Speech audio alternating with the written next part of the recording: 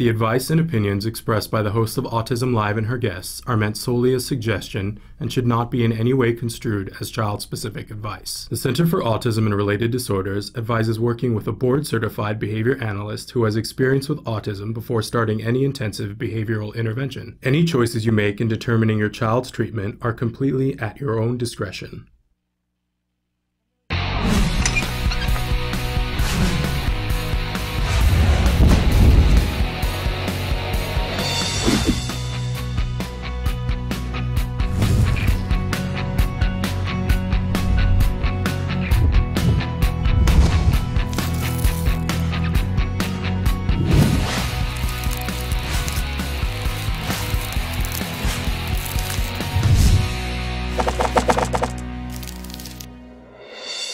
Good morning and welcome to Autism Live. I'm Shannon Penrod and we are webcasting to you live from the Center for Autism and Related Disorders headquarters in Tarzana, California. It's Monday. We're February 4th.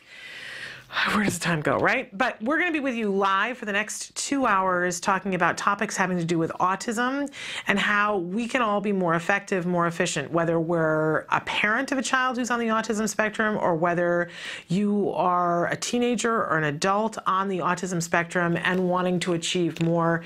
We know that there are things that we can do to help an individual who has an autism spectrum disorder to make progress.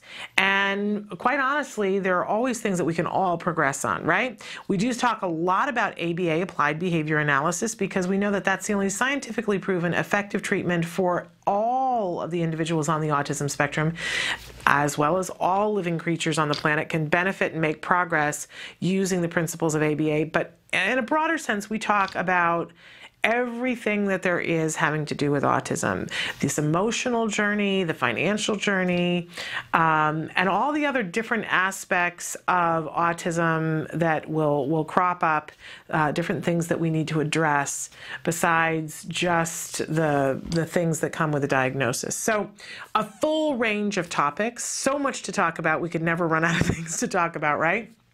I remember when we started this show and somebody said, really, is there that much to talk about autism? And of course, they were people who didn't know that much about autism. And I said, yes, there really is that much to talk about. And we're heading into a whole other arena this week, which I think is going to be very exciting for us to visit. In any case, I want to remind you that this entire show is meant to be interactive, that we look forward to hearing from you, the kinds of things that you want to hear us talking about, the kinds of experts you want to have in here in the show, the questions that you want to ask of those experts, and the expertise that you personally want to bring to the show, because I know that you are someone who is affected by this in some way, and what you have to offer is of benefit to all of us.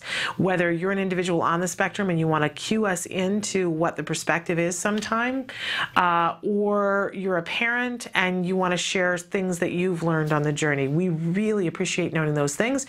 Emily's going to cycle through some of the different ways that you can get a hold of us here during the show. I want to remind you that our live show can only be viewed in one place at this point in time, and that's www.autism-live.com. When you go there, you see a lovely desktop. There is a box that says questions that we're answering right now. You can enter. That box is active and live. You can enter whatever you want in that box. Hit enter. It shows up here on my screen. You don't have to log in. There is no credit card. There is no cost. There's nothing, no hidden agenda about it. Just a way for you to be able to interact with us, and we enjoy that. I can't even tell you. I know sometimes you'll write in and say, well, I didn't want to bother you. No, it's not a bother. That's why we're here, is to talk to you. And I always remind you guys, I'm not an expert in autism. I'm not an expert in legal issues having to do with autism. I'm not an expert in nutrition. I'm a mom, a former teacher, and a mom. My son was diagnosed with autism at the age of 2.5, and he's now 9.5. So I am passionate about this subject, and I want to serve as sort of the switchboard operator, hook you up with the kinds of information that you want, whether it's answers or questions, right? So that's my role here, and I love it when you guys interact so that I get to do that at its full capacity. In any case, we have a lot to talk about today, and not the least of which we always like to start every morning with something we fondly refer to as the jargon of the day. Jargon of the day is the time when we take one word, one phrase, one acronym, and we try to demystify it. And first we start by giving you the actual definition, and then we move into a working definition, which is not as exact. I always sort of apologize for it because it's necessary. But the truth of the matter is that we need to hone in to get it a little bit more specific so we understand how might this term be used in conjunction with our lives, and we really want to piece together an understanding of these terms because they will come up. Okay, so today we have a phrase that we have not defined before on the show, so I'm very excited about that, and it's a phrase that hits close to home. Autoimmune disorders. What are we talking about? Let's take a look at what our actual definition is. Oops, what am I doing? Here we go. Autoimmune disorder, a large group of diseases characterized by abnormal functioning of the immune system that causes an individual's immune system to produce antibodies against its own tissues. And then our working definition for this lovely term: autoimmune disorder is a condition that occurs when the immune system mistakenly attacks and destroys healthy body tissue. There are more than 80 different types of autoimmune disorders. All right, why are we talking about this? Well, it is not a part of the autism diagnosis, the criteria to be diagnosed as autism, as being on the autism spectrum, having an autoimmune disorder, okay? So, but it is possible some of our kids do have autoimmune disorders, and we know that statistically what we've heard recently is that they're more likely to be prone to develop an autoimmune disorder later on in life, and I think that's one of the main reasons to talk about it. But I will say this, that as a parent of a child on the autism spectrum, I'm one of the people, I have an autoimmune disorder, and I can remember shortly after I was diagnosed with an autoimmune disorder, I was at a conference. I'm trying to think which conference I was at, and I was there covering it for my radio show.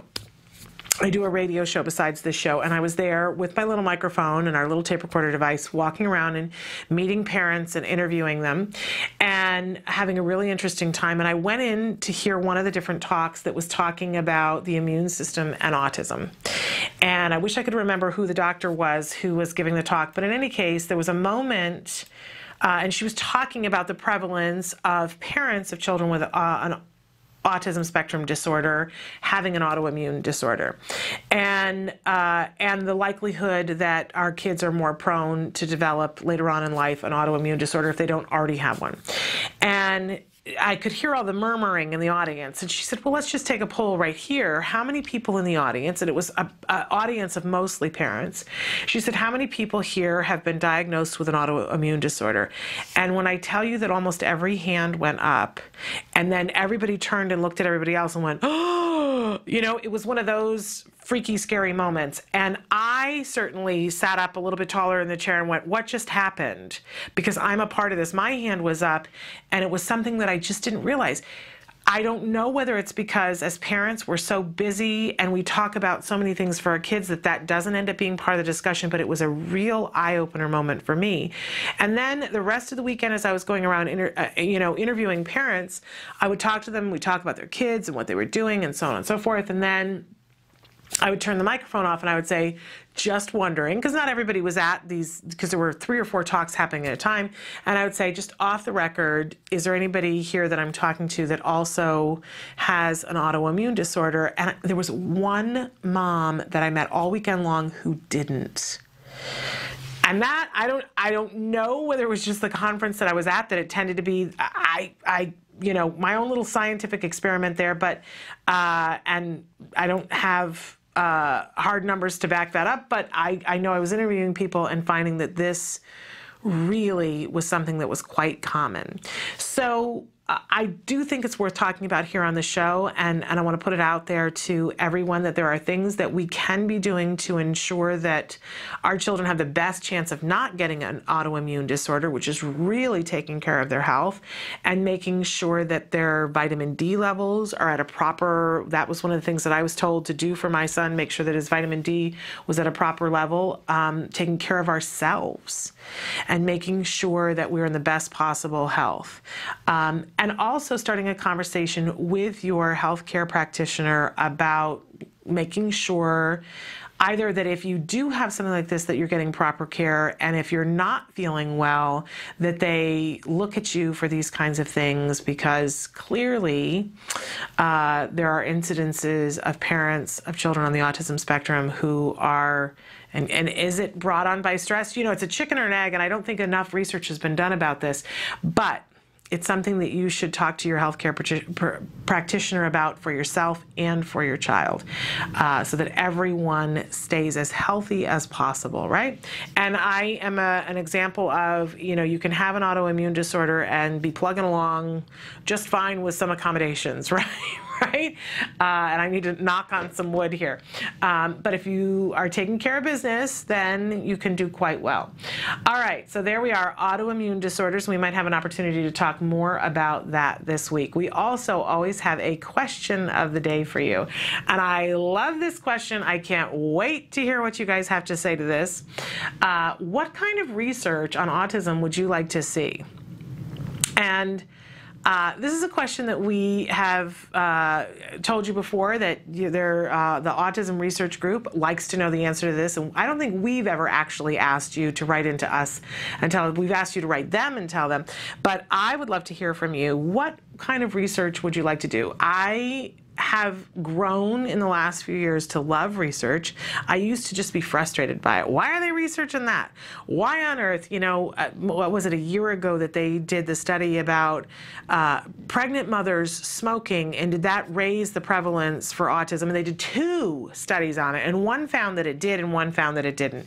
And I was furious in both cases.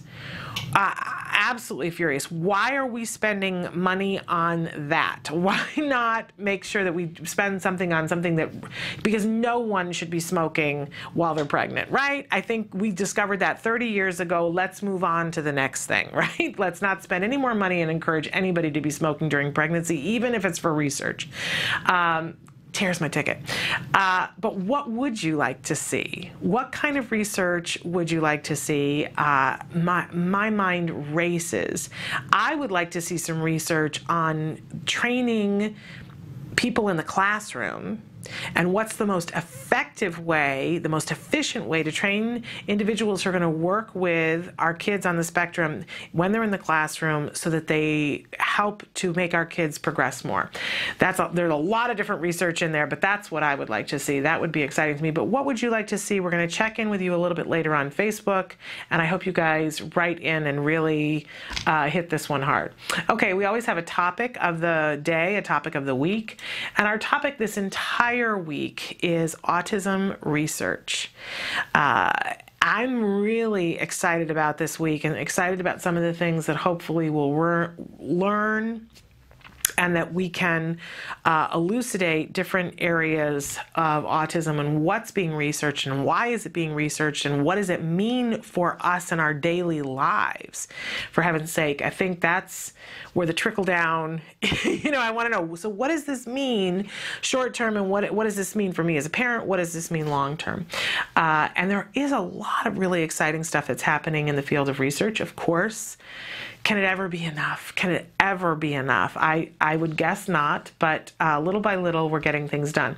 Okay, so to that end, some of the different things that we're going to talk about today, we always have our stress tip for you on Monday. We're going to postpone that a little bit, and we are going to have a bit of our ABA basics that we do on Monday, but again, we're going to do that next hour, because we have the the great privilege that this morning we're going to have with us Dr. Jonathan Tarbox. I just mentioned the Autism Research Group, and he is the director of the Autism Research Group.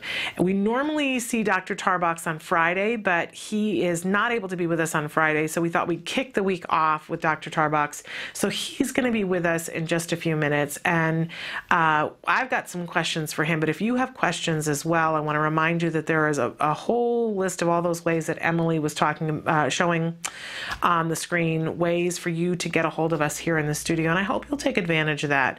We do have Dr. Tarbox with us on a regular basis, and he is a wealth of knowledge, and one of those people who gets really excited and is really willing to help all of us to learn and to grow. He's the real deal. So we're going to take a little bit of a break. We will come back with Dr. Tarbox, and then, as I said, a little bit later in the show, we will do our stress tip. We have an ABA basics. We also have a skill tip for you, and some really fun information about this week and next week, because really, I'll give it away right now. Next Monday, right about this time, we're going to be joined by Julie Matthews from Nourishing Hope, and talking about some of the dietary things that people have been trying and doing with their children with different degrees of success depending on the individual child. Really excited to have her here on the show, because for a lot of us, we see that our kids have different, I call it my son's ecosystem. His little ecosystem functions, and what I put into it has a direct impact on how the ecosystem works, and a lot of times that has a direct impact on how well we interact, he and I. Just saying. In any case, all of that and more in this next week, but we're going to start out, take a break, and we'll be back with Dr. Jonathan Tarbox. Stick with us.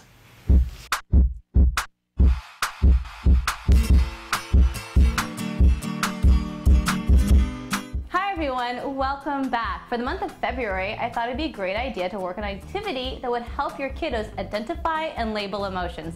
And to help me out today is my good friend, Jamie. Hey, Suzanne. Hey there, Jamie. Hey, how can I help? Well, the way you can help me out is that because you're a sock puppet, you can do things with your face that I cannot do. No way. Totally. The way you can do it is that, you have interchangeable features, which means you can make super exaggerated faces, which makes it easier for kiddos to identify them and to label them. Uh-huh. Hey, I have a favor to ask you. Yeah? Can you help us out and show us some of your faces you can make? Of course! Here we go! Ooh, you look super mad. I was super mad. Can you show us another one? Sure. Ooh, you look super sad. I was super sad. All right, can you show us one more? One more. All right. You look super excited. I was super excited. I am too. You know why? Because I really want to show everyone how to make a little buddy like you. So let's get started. The materials you'll be needing are googly eyes, felt, a hot glue gun, imagination, scissors, Velcro, some heavy cardstock, and a clean sock. All right, let's get to it. So the first thing you want to do is you're going to grab your sock. Hopefully it's not dirty and used. It's a clean one. And what you're going to do is that you're going to take your sock, fold it in half like so, and then you're going to take your scissors and cut down. The reason we're doing this is that we're going to make an area for the mouth. The next thing you want to do is you want to trim the inside a little bit, because if you don't, it's going to have an overbite. So I'm just going to take my scissors and just trim a little bit off, not much. Now that this guy is ready, I'm going to take a hard cardstock or note card or whatever you have that's a piece of paper. I'm going to fold it in half, and what I'm going to do with this is going to be the inside of its mouth, the kind of reinforcement so you're able to move its mouth around. So I'm going to just cut it into an oval. And don't worry, if it's a little too big, you can always trim it. With this sock puppet project, the materials we'll be using, like the hot glue, is not something for children. So this is something you're going to be doing by yourself and then asking your child to join in once the puppet is ready to go. All right, now that I got that out of the way, let's start gluing. I'm going to take my hot glue gun and I'm going to glue it on the paper. Okay, once I have that, I'm going to put that in the inside of its mouth, and then I'm going to take the sock and then pull it over the edge and cover it the glue. All right, so now that I have the bottom part done, I'm gonna do the same thing to the top. So now that we have this part assembled, what we're gonna do is we're gonna take a piece of felt and we're gonna cover this area so you don't see all the scraggly stuff. So I have my piece of felt right here. I'm gonna fold it in half and I'm just gonna cut out a similar oval shape. And again, don't worry if it's too big, you can always trim it after we glue it on. I'm gonna glue it inside. All right, now we got pretty much the base of the sock puppet. He's got a moving mouth, but wait, he's got no features. We gotta help him out with that. So what I'm gonna do is I have these pieces of Velcro that I bought that are already sticky on the back, which makes my life a lot easier. And I'm gonna peel this off and place it where I want his eyes. So one there and one there. And then I'm also gonna put them also along his mouth. And then if you want to get fancy, you can put some for his eyebrows as well.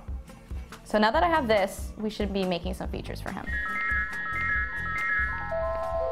I'm alive! Alive!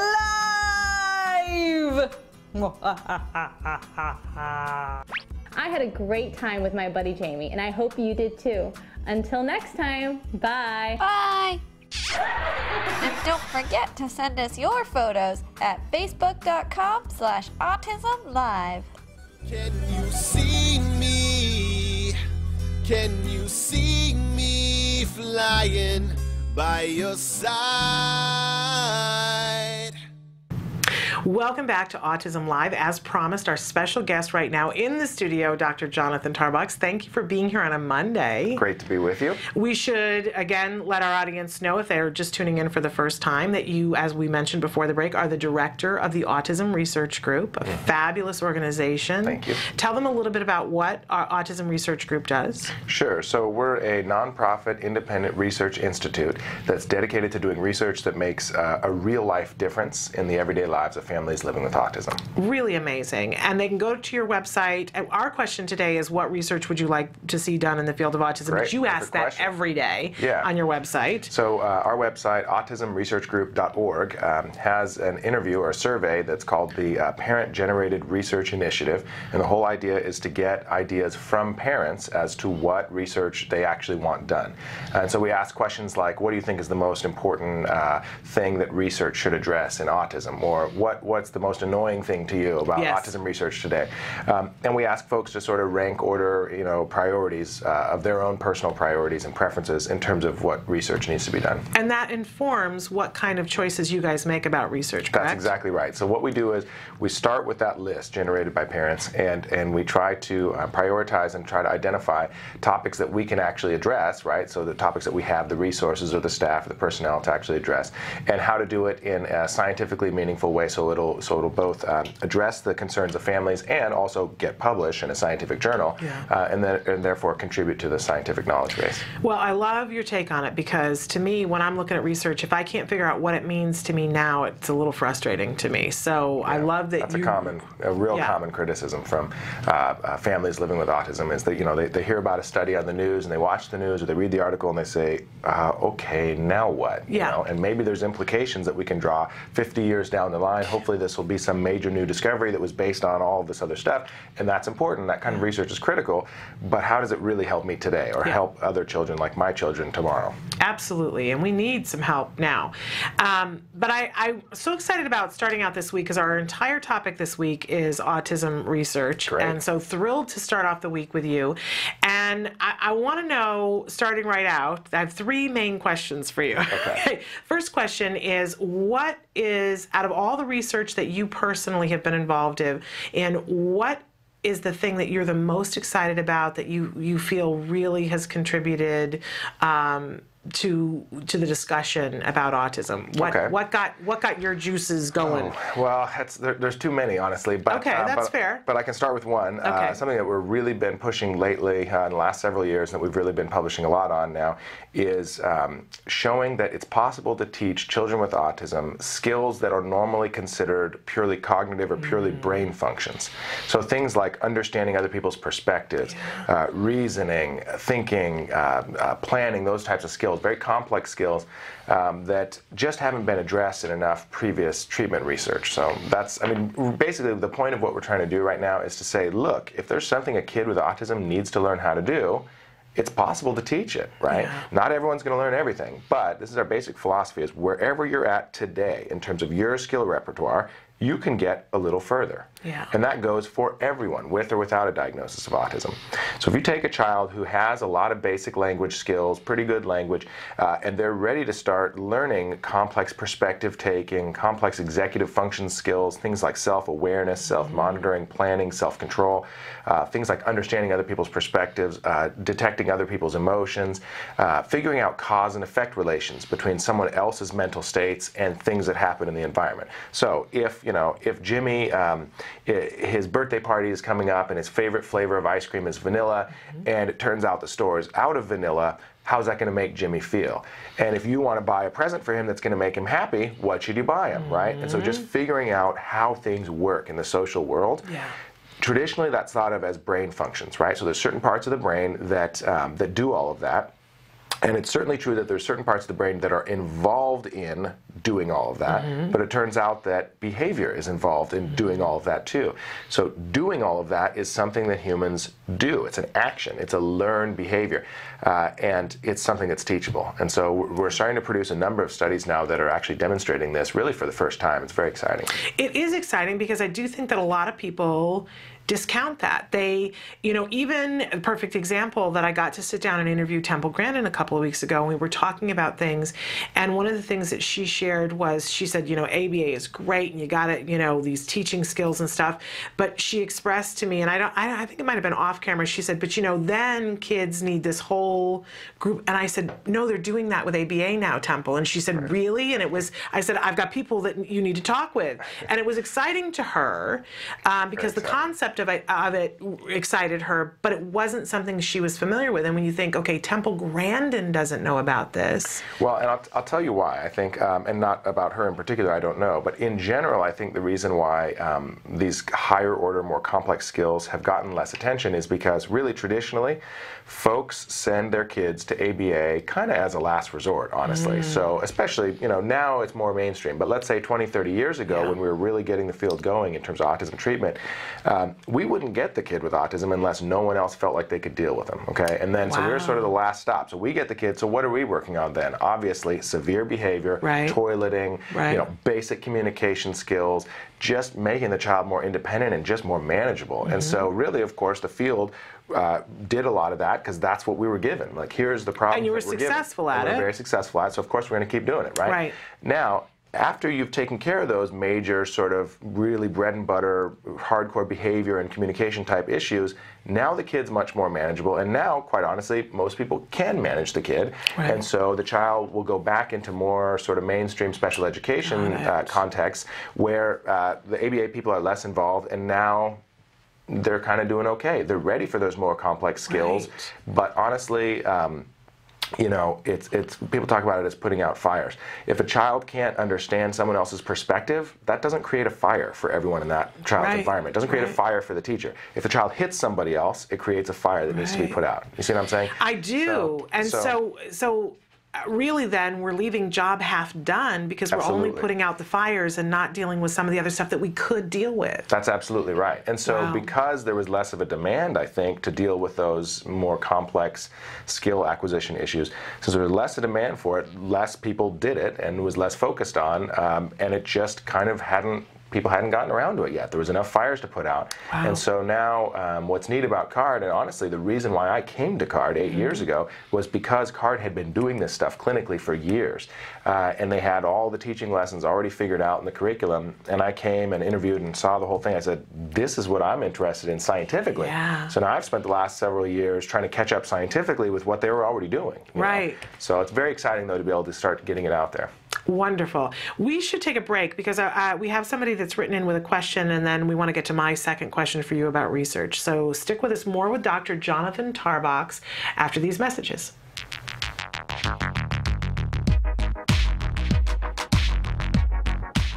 Every child with autism deserves a bright future. Without further clarification, the Affordable Care Act could actually result in less benefits for individuals with autism spectrum disorders. We urge Catherine Sebelius to clarify the Affordable Health Care Act. She can make one change, one little minor change to make applied behavioral analysis be part of the healthcare plan. By signing this petition, you are protecting the healthcare benefits of individuals with autism spectrum disorders. We need to make sure that we are heard and seen. Sign a petition at autism-live.com. Here's how you can show your infinite support. Create your own infinity ribbon. What you're gonna do is take a ribbon that's been cut about 8 inches long, and you're gonna grab one end and then twist it, and then take the two ends and join them together, and then tape it together. And then I'm gonna flip it around and take another piece of tape. And what I have is double-sided sticky tape. Squeeze down. You have your very own infinity ribbon. With ABA, the possibilities are infinite. With ABA, the possibilities are infinite. With ABA, The possibilities are infinite. with ABA, The possibilities are infinite. With ABA, the possibilities are infinite. With ABA, The possibilities are infinite.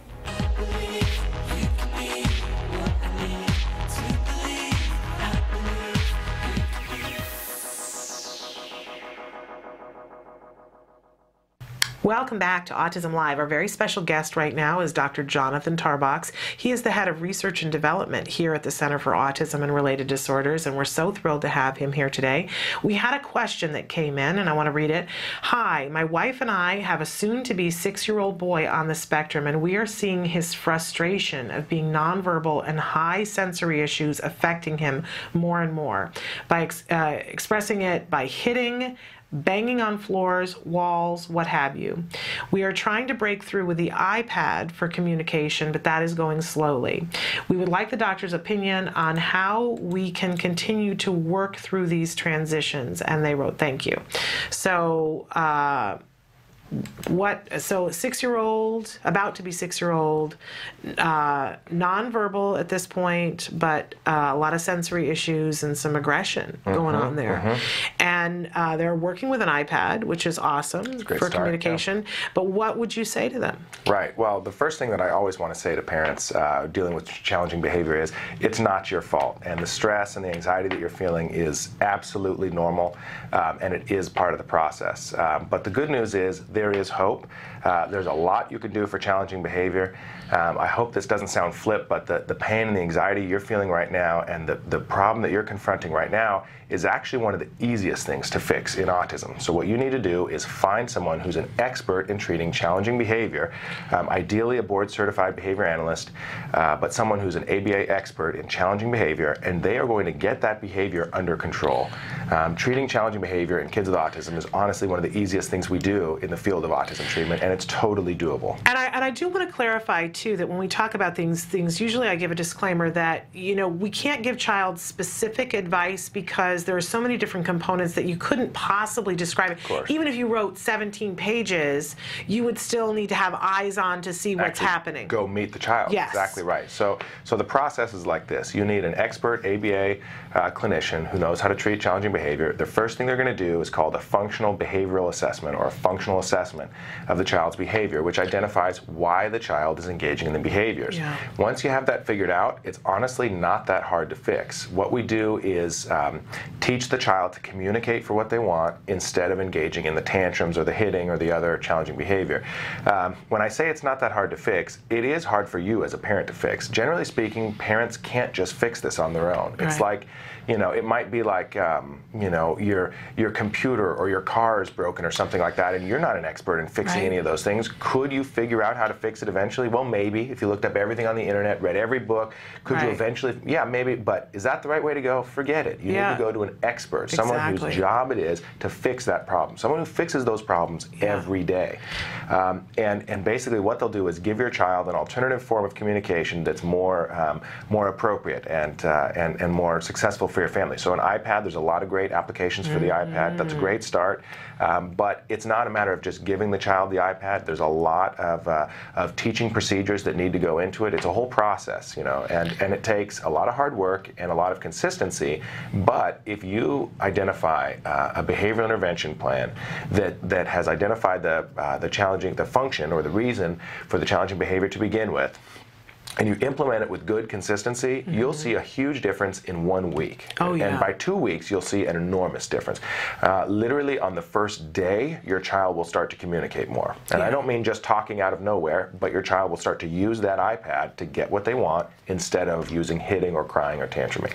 And you will start to see that change very, very quickly.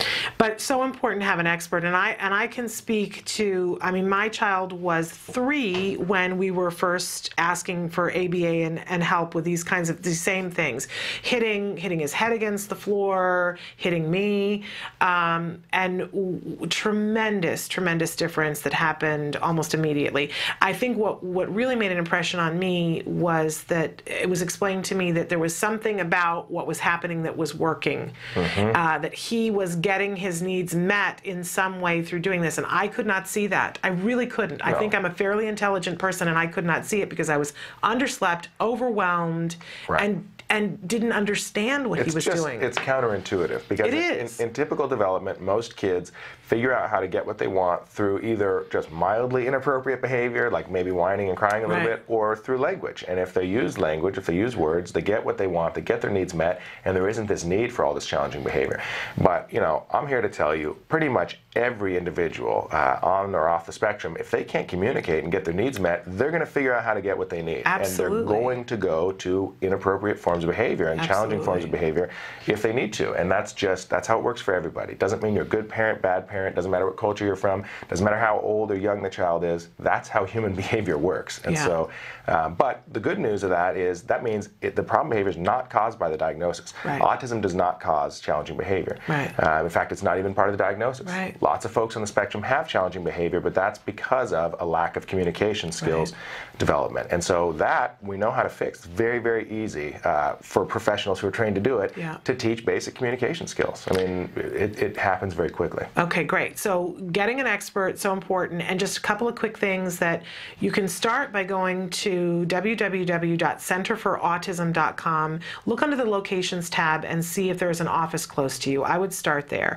But if there isn't one, they can go to BCAB. It's BACB. BACB. I always Behavior Analyst Certification Board.com.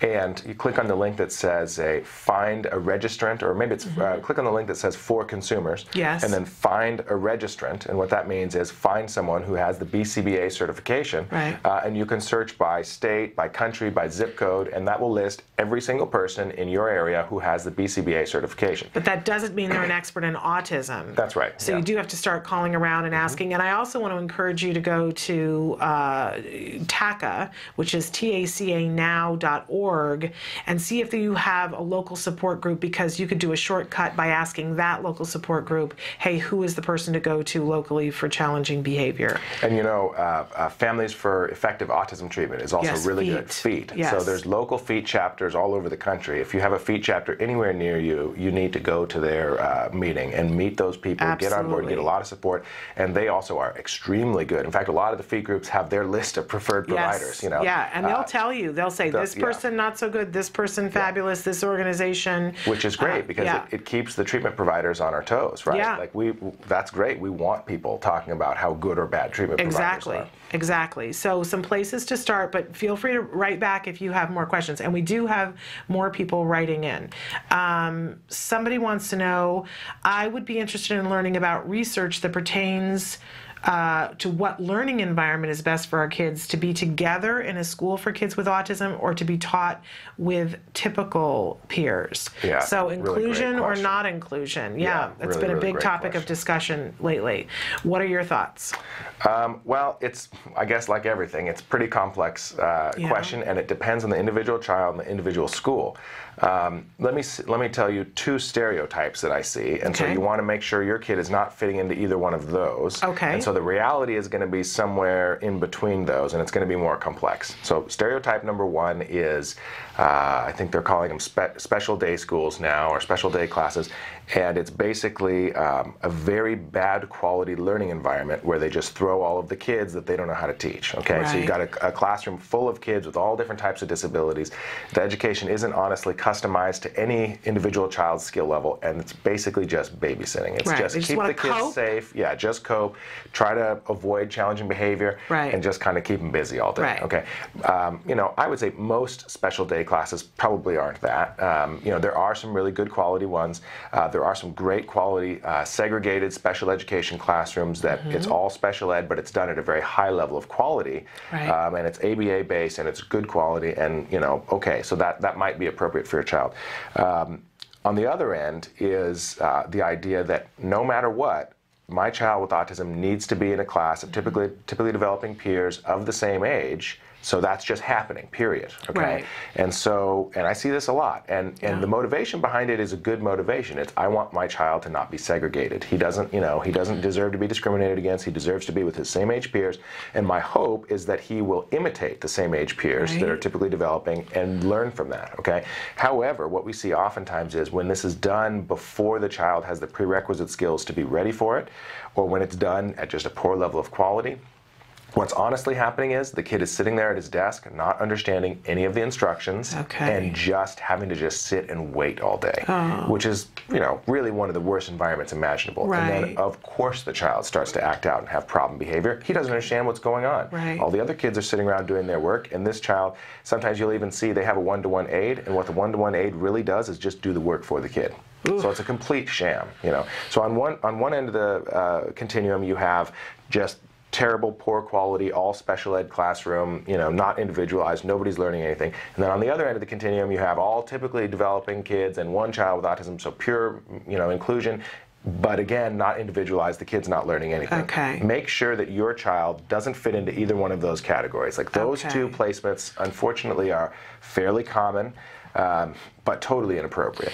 And so if they are in the special day class or they're going to resource, correct me if I'm wrong, they should be working on things to help them to eventually be ready to go to inclusion. Is that in all cases or in most cases? And again, it depends on your philosophy and your perspective. But yeah, that to me, that's certainly our goal, and that's what we're working on. The main thing, the really critically important thing, though, in all special education is and it's embodied in the idea behind the individualized education plan, is that the goals that your child is working on are individualized to what they need to learn in order to be more independent and more successful and happy in their lives. In life. In life. Not this year, not this week, in life. Right. So not just memorizing some curriculum content just because they're that age and that's what you're supposed to. No. Right. It's what skills are going to make a real life difference in that child's ability to function.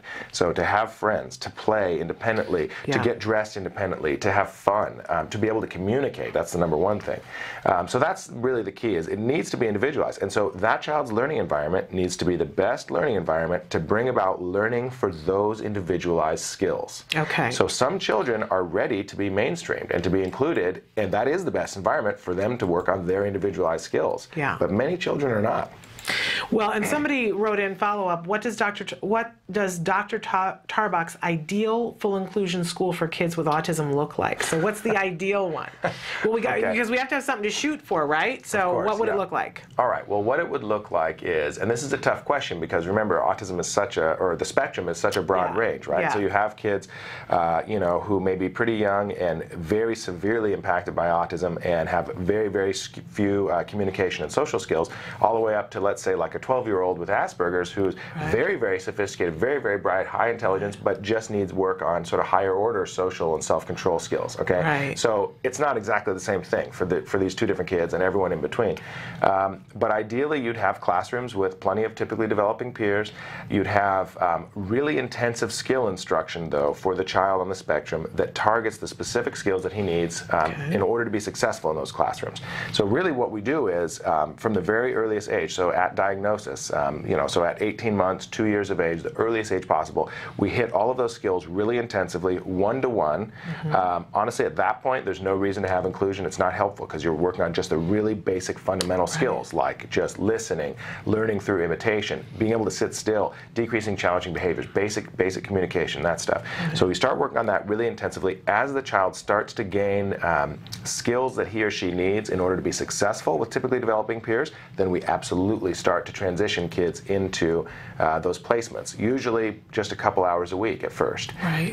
So that we make sure that the kid has opportunities to hang out with other kids at the same age that are typically developing, and we provide the support that we need for the child to be successful in those interactions. Right. So let's say it's 3 or 4 kids hanging around playing Legos, and Legos is something that our child on the spectrum likes to do. Yeah. Then we stick him in there, but make sure that he has the ability to actually, interact with the other kids or take turns while building a castle or whatever the activity is.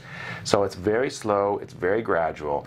And the tough thing about it, and the reason why it's messed up so much, is it needs to be individualized and fine-tuned for that individual child's needs. And so you can't just build a classroom and say, this classroom is going to work great for autism. Everybody's always looking for that efficient cookie-cutter thing, but it really doesn't exist in autism. It doesn't exist. And okay.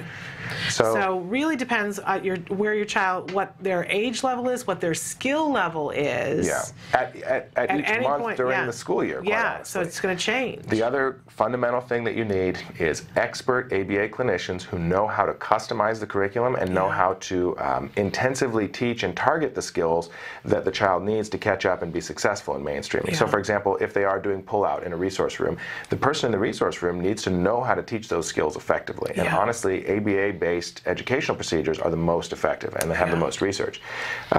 In addition to that, oftentimes it's good to have, what we'll have oftentimes is after-school tutoring. So for an hour or two after school, it's one-to-one with an ABA-trained therapist. They work on fundamental social skills, even more complex social skills, perspective taking, things like that. Then we have play dates where neighbors or typically developing peers will come over and play. That's an opportunity for the kid on the spectrum to practice the skills that they learned with the ABA teacher, but in a totally natural setting with a friend or with a peer. And so all of these pieces, it's like an extremely complex machine with many moving parts, and they all honestly have to be working in coordination. You can't just design a great school and throw a kid in and hope that it works. Right, and then have nothing happening at home. And if it sounds overwhelming, I want to point out that this is happening in a lot of people's lives. These kinds of schools and these kinds of programs, they're happening in a lot of people's lives. It's possible. And what we try to facilitate for every child that we see at CARD is that. We try to facilitate the construction of that environment for this kid, starting at age of diagnosis as soon as they show up, and then progressing until they don't need us anymore. So it could be a process of many years of carefully engineering this child's environment so that every learning opportunity is the best possible thing to support that child's development. I mean, I would say quite honestly that in a large way, and as much a way as possible with my school district doing things their way, we had the benefit of that, of a lot of what you described. The school district had their own kind of thing that we constantly we had great teachers, though, who participated. Let me give one final tip to this viewer who's asking this question is there's really only one reason or one priority or one purpose behind all the decisions that need to be made over the many courses, many years of this whole process that we're talking about is what is going to make my child learn the most effectively this particular skills that he or she needs to learn at this moment. That's the source of motivation, nothing else, okay? Yeah, we all need to make a copy of that and put it on our refrigerators, don't we? And so what you need to do is be honest with yourself. What's my real motivation here? Is it cultural? Is it moral? Is it religious? Is it political? Right? And all those things are relevant and all those things matter. It's an overall piece of the puzzle. But the central thing that matters the most is what's going to make my child learn the best, okay? And then you got to think about what sources of motivation the school district have, right? Honestly, a lot of it is logistical. How many kids can we put in this class?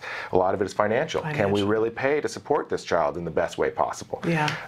And, most school districts are going to get by with the minimum. And that's just the honest truth. So we got to make sure, fine, all of those motivations are reality. They're all part of the puzzle. But the central one that needs to be the most important deciding factor is what environment is going to make my child learn the most effectively, the specific skills and goals that my child needs to learn. We're going to type that up in a pretty font and make it a downloadable so you can put it on your, because I know I'm going to put it on my refrigerator today. Tattoo it on your forehead before you go to an IEP meeting. No, seriously.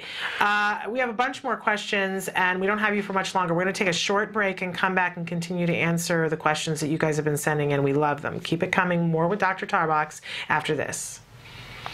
Dr. Doreen Grand-Pichet is the Dr. Doreen is an expert in autism. Doreen Grand-Pichet. Dr. Grand-Pichet. Dr. Doreen Grand-Pichet. Dr. Doreen Grand-Pichet is a visionary in the field of autism, and now you get to ask her questions every Wednesday at 10 a.m. on Ask Dr. Doreen.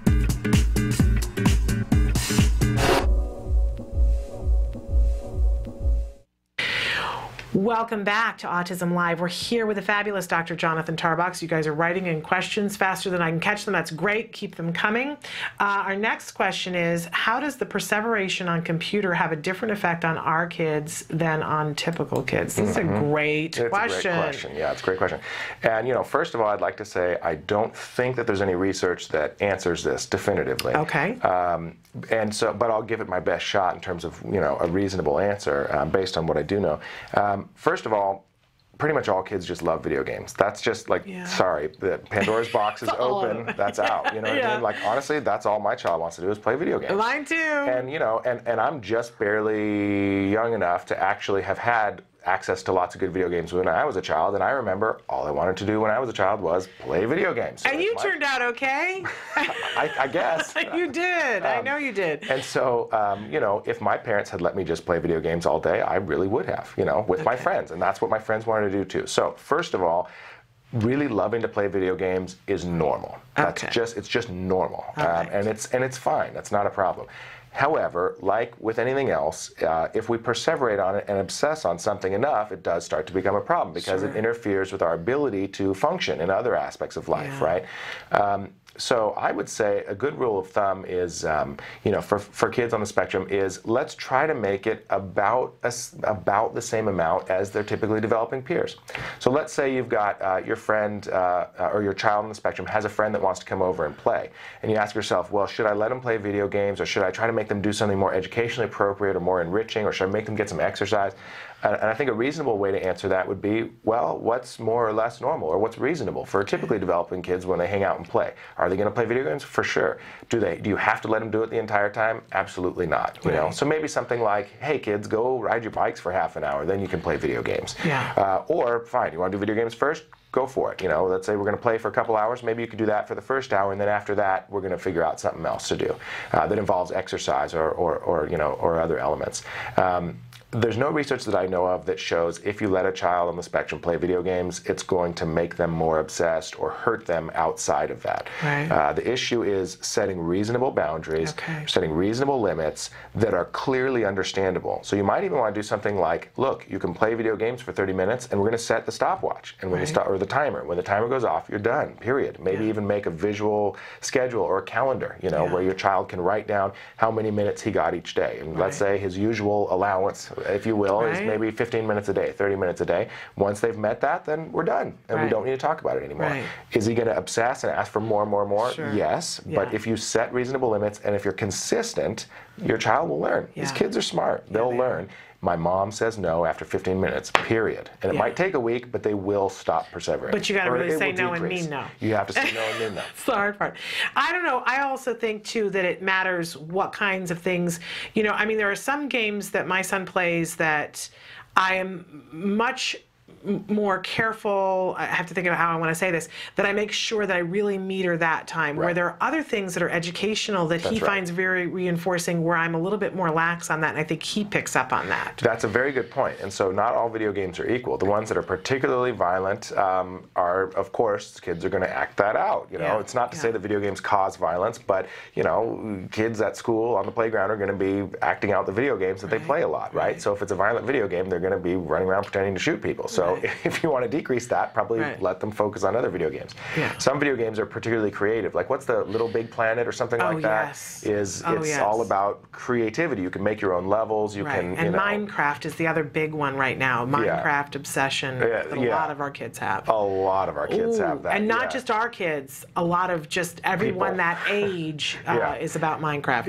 And so, you know, if you want your kid running around acting like Stevie a lot with the funny walking and stuff like that, you might might get that if you let them play a lot of Minecraft. Right. It's hard to say, but you know, again, good rule of thumb is be reasonable about it. Okay. Cutting it out completely is probably not going to help that much, but letting your kid just have free run of video games, any video game anytime they want, because you're afraid of, you know, evoking tantrums, that's obviously no good either. Set reasonable limits, make them set reasonable expectations, make it predictable for your child, make it easily discernible to your child how much they're allowed to have and what the limits are, and be consistent. Okay. Next question is, how can an older child get ABA if they're already in school all day? My son goes to public school and is in 3rd grade. And this is, you know, it gets tough once they're school age, because finding the way to fit everything in is... It's very challenging. Yes. So depending on where you live and depending on what your funding sources are, medical insurance will pay for ABA for older children right now in some states. California is one. And really to fit that in, you would have to do it probably during after school hours, and you kind of have to think of it as intensive tutoring. So like, let's say your typically developing kid is just not learning math. What are you going to do? You're going to send them to a tutor, math tutor, right? Well, same thing. If your 3rd or 4th grade child on the spectrum is still having a tough time socially and could use some social skills, it's basically the same thing. It's ABA equals social skills tutoring. Right. And you probably will want to do an hour or 2 a day. You could do every day, 5 days a week. Is it going to take over the kid's whole life? Kinda, right? Because you've got all day in school, a snack, and then a couple hours of ABA tutoring. But if it's a good quality ABA provider, they'll make it fun, and they'll build in play dates with friends and peers. So it's not just drilling the kid at the table, it's working on real life important social skills and practicing those skills with peers. So you can still fit it in. You can do sessions on the weekends if your provider will provide them. Again, you don't want to completely take away the kid's social life, but if these are critical skills that the kid needs to learn, you know, putting in a year or 2 of hard work right now, even for an older child, is really going to pay off. Yeah, and I think especially the social skills, because quite honestly, and I'm all the time saying to parents, look at this a different way. They're the person that the therapist becomes the person you take to the birthday parties, to take to the play dates. You go sit and have a cup of coffee with the mom or the dad or whoever it is, and the therapist helps both kids to interact. You get much more popular with the other parents because they go, this is great. My kid is learning something too. Right, it's true. Because everybody always says, oh, my kid needs to learn this too, and they won't learn it from me. Seriously, they go into the bouncy house with your kid at the birthday party. It's a really good thing. I encourage you, don't think, okay, it's going to take away their afternoons and their weekends. Do their afternoons and their weekends pretty much the way you were before, but take the therapist with you. Because that's where they need to learn the skills with all the things that they were doing. And you know, and it doesn't mean you can't do anything else. So for example, one family I'm working with, they really want their kid in sports. So the kid is on a basketball team. He goes to basketball practice 1 day a week after school. The other 4 days he has ABA tutoring. And then he has a game every weekend, sometimes 2 games. So he's getting that inclusion with typically developing peers, doing a sport, getting exercise, but also still getting the core work on the social skills too. Yeah, it can be really amazing. We've got so much more here. You have to tell me when you have to go, because we have a bunch more stuff people have been writing back in. 15 minutes. Okay, 15 more minutes. Okay. We're not going to take another break. We're just going to rapid fire. Okay. Hi, Dr. Tarbox and Shannon. Could you please talk about your advice about the use of timeouts for a discipline method? For my child, it's hell on earth to have to sit for 10 minutes on the step. I've never had success with this, and he's 10. Why is it he can't be successful in learning how to sit in timeout? This is a great question. I'm going to let you go for it. Okay. So yeah, timeout is there's a long-standing tradition of using timeout as a behavior modification procedure. It's not one of the most popular procedures in ABA anymore because it is a punishment procedure. Our first step is always to try positive reinforcement-based procedures first and try a number of those. For example, communication training is the most important one, and extinction, which means just simply not giving the kid what he wants when he does the challenging behavior. However, at some point, timeout can be very effective, and it can be the best way to go with some children if you've tried lots of other stuff first. And the key to implementing timeout, and I know this sounds obvious, but it's just so counterintuitive, is you can't talk to the kid at all during timeout. So timeout really means complete timeout from any interaction, from any source of reinforcement whatsoever. So if your child won't sit on the timeout chair or the naughty bench or whatever they call it on Nanny 911 or whatever, Super Nanny, then going and talking to your child about that completely ruins it. Right. You just ruined the timeout. Right. And so it has to be completely neutral, no interaction, no eye contact. If you do need to go and pick your child up and place him back on the seat, you shouldn't even look at him or her while you do it. Right. Definitely don't talk to him or her while you do it. Definitely do not argue or cajole, nothing like that. And to do it effectively, the first day or two, you might have to replace your child back on the timeout seat or whatever it is. You might have to do it 50 times, maybe 100 times. Okay. Because what your child's doing is testing you. Is mommy or daddy really going to follow through? I don't think so. I think they're not going to. So I'm going to challenge them one more time, another time, another time. And if you put your kid back on that timeout chair, let's say 30 times, and then you give up on time number 31, you've just taught them, no problem. You still get what you want. Just persevere with the problem behavior longer. Okay, Right. so it's very, very much a challenge.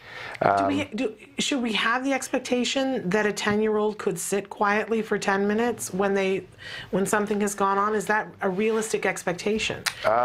Well, yes, timeout can still work for 10-year-olds, but you know, you're really upping the ante there too. Consider the fact that your 10-year-old is big enough to physically not do it. Right. You know, you may or may not be able to really make it so that your child needs to do it. And they may up the ante and become violent. And what are you going to do then? Because if you give in then and the timeout's over then what you've taught them is, okay, if you don't want to do what you need to do, just become violent. And then you'll get what you want. So sticky wicket. It is. Let me say one other thing as well is timeout can actually have the opposite of the intended effect if you have the function of the behavior wrong. So, for viewers who are not as familiar, there's one of the main reasons why challenging behavior occurs in kids with and without autism is to escape from something they don't want to do. It's called escape-maintained behavior, okay? So for example, if you're asking your child to clean their room and they don't want to, they can engage in the challenging behavior and you might give them a break to let them calm down. Or just say, you know what, it's not worth the hassle, I'll clean up the room later. If you've done that, you've accidentally reinforced it. Now, if you take your child to time out, so if you say, can you clean up your room, bud? They have a tantrum, and then you say, you need to go have time out. And then they're in time out for, let's say, a while, and you're fussing with them back and forth, trying to get them to be in time out. Or actually, even if you don't, even if you implement the timeout perfectly and totally ignore the child's behavior, you've still given them escape from having to clean the room. Right. So some children will actually prefer to go to timeout rather than have to do the thing they don't want to do. This especially comes up with children on the spectrum who have major issues with routines and rituals, that things have to be done a particular way, or let's say eating foods that they really don't want to eat. They might rather have timeout than actually follow through with the thing you're asking them to do that they don't want to do. So I would rather take a timeout than do my taxes. Right, exactly. Makes sense to me. Right, absolutely. Right. So all of this comes back to you really need to have the function of the behavior figured out before you can expect to be able to successfully decrease challenging behavior. Okay. And so if it's a long-standing challenging behavior with your child and your family, you're having a tough time, it's time to admit that you need some help. And that's not a shameful thing. We all need help with everything in our lives, right? Again, I'm not going to fix my own car. I don't know how. Right. I'm not going to fix my own computer. You know, it's worth admitting when you need help. We all need help every now and then, and it's not a big deal. And that will get you one step closer to actually be able to get a professional in there that can really fix the problem and show you how to keep it fixed. Yeah. And I always go back to, and if what we're doing right now isn't working, it's okay to go and do something else. It's okay to say, this isn't working. That's not a failure on your part or your child's part. It's just, but it's not working. That's right. And do you know something what? different. It's also not anything specific to autism. There are millions of families out there with typically developing children who also need help with managing challenging behavior. It's very normal, actually, for children to learn how to act out and for those problems to continue. And but it doesn't have to continue if you get some help and support. That's exactly right. Okay, we had the couple that had written in before do a follow-up. They said, thank you so much for your direction. We're talking about the child that was hitting and hitting walls and things. It says, we're involved in WEEP, which is Wisconsin Early Autism Project for our ABA therapy. They're doing Pro Low Q2 to Go for software on the iPad. We were directed by the ABA team to walk away and ignore the behavior, and they put 3 question marks. He is on his last year of the ABA intensive in-home therapy. Speaking of education, 2 times a week for a few hours in the public school system. They're looking into their option for after ABA has expired and wanting some suggestions for that, but they said thank you for everything you're doing with 4 exclamation points. Great. Well, so first of all, I'd like to say congratulations on getting your child into the WHEAT program. You really are at one of the centers of excellence in the world right now. It's run by Glenn Sallows and Tamlin Gropner. They're incredible clinicians, great researchers. They've done lots of great work. So you really do have your child in one of the best places in the world. That being said, even in some of the best places in the world, individual children can still have pretty serious challenges.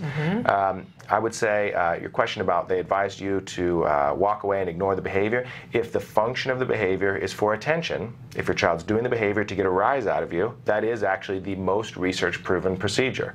Don't give the child attention. I know it sounds almost common sense, like too simple to be true, but there's a ton of research to show if the individual is doing the behavior to get your attention, the best thing you can do is not give attention. Now, obviously you need to keep the kids safe, right? And you need to keep the environment safe, but barring those types of concerns, the best thing you can do is to ignore it. Now, I don't know in their individual child's case whether or not they've done the functional assessment and determined that the behavior is actually reinforced by attention, but if they have, then yes, that's a great procedure to do. But don't forget, before the child acts out, make sure that they're communicating for attention. So if your child hasn't asked to play or asked for a hug or asked for attention in a while, prompt him to. And he should have on his Proloquo iPad, he should have something, a button that says, play with me please, or something like that, or give me a hug, or whatever. And if your child has that and hasn't used it in a while, and they're not having problem behavior, that's your red flag. Great. Get them to use it. So you can literally take your child's hand, press the button that says, give me a hug, and just give them a big hug. Yeah. Even setting a timer for yourself that every so often, I'm going to prompt them to do that if they haven't, helps you to remember as a parent. Good ABA is proactive. It's not reactive. So you need to catch your child being good. Exactly. Not wait until they misbehave. Okay, cool. Another person said, please, Dr. Tarbox, create online apps to help our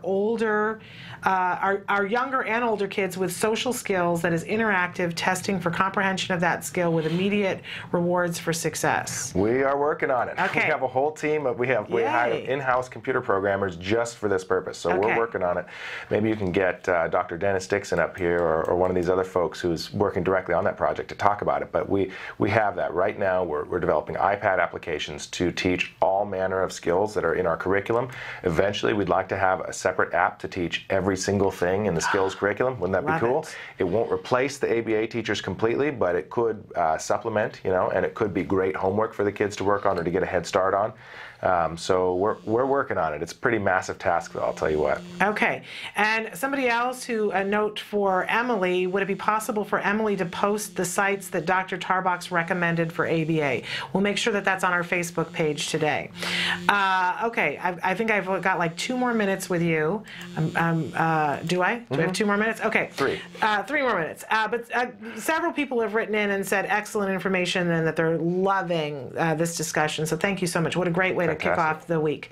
Okay, somebody wrote, and someone else said, thanks for all the help. I learned so much today. I think there's like 8 O's underneath the behind the S. Okay, so and I think this is from our friend that is there no school today? We have a young gentleman who watches that is in high school, and so I think that this is who this is. But in any case, they said, wow, I just got all done reading The Golden Hat, talking about autism.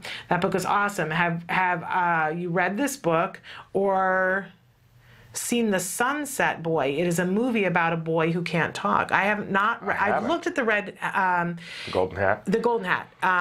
I've looked at the book, but can't say, and I've read parts of it. It was on somebody else's coffee table. I need to take a look at it. Yeah, I haven't seen it yet. It's the Kate Winslet was instrumental in putting together a bunch of essays and things. Yeah, I need to take a look but I at have that. not heard of The Sunset Boy, and they were saying that they have not yet seen this movie themselves, but I hope to see the movie soon. My question to the doctor is, what is communication device versus IPA? Because I believe that maybe iPad. I believe that iPad is easier than a communication device to break.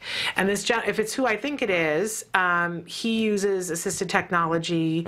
But I can't remember, Mike, what it is that you use, but it's a much like bigger a Voca thing. or something like that. Yeah. Yeah. I wish I could think what it is. So, right. So there's lots of pros and cons. The VOCAs or voice output communication devices. There's lots of other assistive communication technology devices that are more or less the size of an iPad, but like you said, much more indestructible than an iPad. Yeah. They can do all kinds of things other than just help individuals communicate now. However, they can surf the internet, all kinds of stuff. Yeah. However, they're much more expensive. Yes. Usually 5 or 6 times the price of an iPad. Yeah. However, they are designed specifically for this purpose, whereas an iPad is just a consumer piece of electronics that can also run a bunch of these communication programs. I'm not sure that I'm really qualified to recommend one over the other. I know that families have reported that they think that one is a better fit for them over the other. Honestly, there's very, very little research comparing the two. I would say whatever's a better fit for the family, especially if you can get an insurance company to pay for one versus the other. That might be a reason to go one versus the other.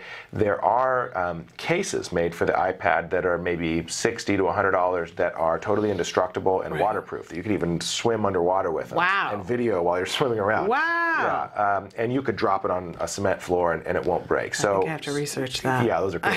So the destructibility issue can be solved for the iPad. And of course the iPad can do lots of other stuff that these VOCAs can't do. Right. However, again, that being said, the VOCAs were designed specifically for communication. There's a lot of things that they do that I don't think the iPad can quite do yet.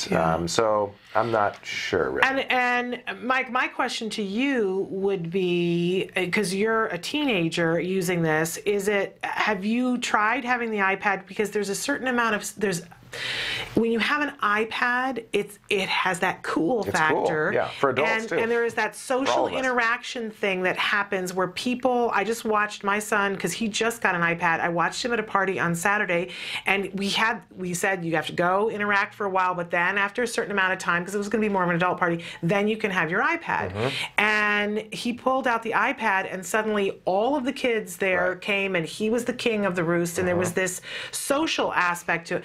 And I'm wondering, Mike, I'd love to hear from you as a teenager. Have you used the iPad? Do people flock to want to play with your device? Is it something that would be weird for you if they wanted to play with if you had an iPad? Would it be a good thing for you? I would love to have your opinion on that. So we'll look forward to hearing about, and if you've played with the iPad, because I think you have a very informed opinion about that. In any case, if I have time for the one last question that I wanted to. Okay, because we were talking about research all this week. I want to know if money were not an issue, if factors, all like logistics were not an issue, what research would you want to do? Oh man, okay, that's a big question. Well, first of all, if money were not an issue, every single kid under the age of 5 should be getting 40 hours a week of one-to-one ABA, period. Every single kid with a diagnosis in the country, in the world, frankly, should be getting that, period. Now, that would also make an incredible context in which we could do research. So let's just say, every single child age 2 with a diagnosis of autism in the state of California, let's say, was going to get 40 hours a week of one-to-one. Then we'd say, okay, now we can play around with that and answer some really important research questions. So for example, we could say, we could flip a coin and say, you're either going to get 40 hours of comprehensive EIBI like we do at CARD, or 40 hours of more PRT-based instruction, or 40 hours of more Denver model-based instruction. And so we could create comparison groups where every kid is still getting 40 hours of one-to-one empirically validated treatment. So every kid's getting treatment. No kid's not getting treatment. But we could start to do things like compare effectiveness. And then, even more important than that, at intake, measure every single variable you could think of. So measure, look at the kids' genetics, look at their biological, medical history, head circumference, look at what skills they have coming in, what things they like, what things they value as reinforcers and rewards.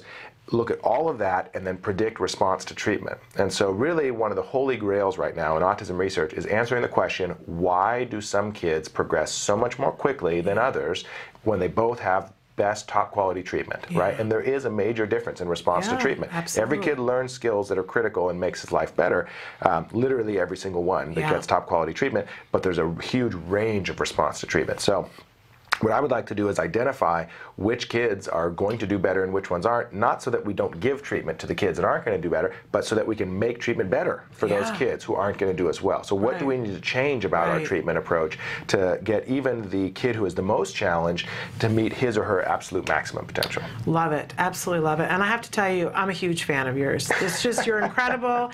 And I just value anytime we can get you in here to talk about these kinds of things. It's well, it's amazing. And I thank all of you for adding to the conversation here.